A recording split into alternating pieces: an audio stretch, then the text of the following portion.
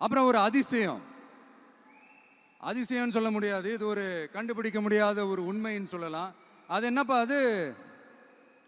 தற்குறியா?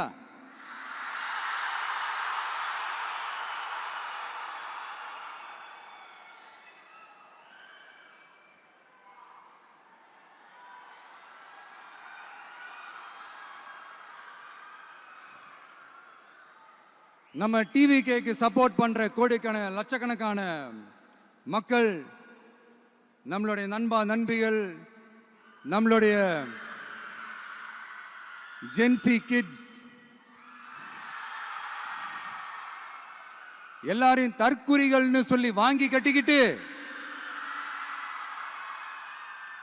இப்போ அவங்களாம் தற்குறி எல்லாம் கிடையாது, அப்படிலாம் அவங்கள கூப்பிடாதீங்க, அவங்க சங்கிகள்லாம் கிடையாது, அப்படிலாம் அவங்கள கூப்பிடாதீங்கன்னு சொல்லி ஒரு குரல்.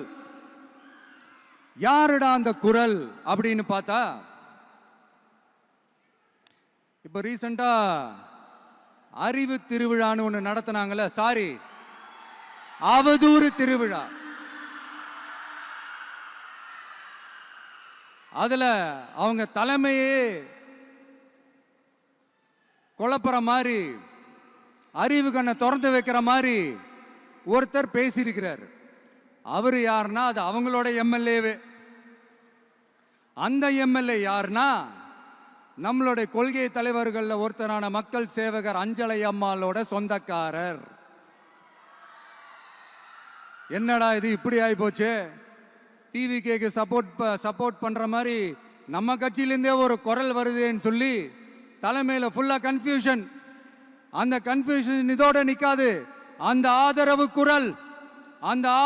குரல் ஒரு வீடு விடாம, ஒரு இடம் விடாம, எல்லா இடத்திலையும் எல்லா வீட்லயும் இன்னும் பலமா எதிரொலிக்கு தான் இல்லையான்னு பாருங்க. சும்மா பிளாஸ்ட் தான்.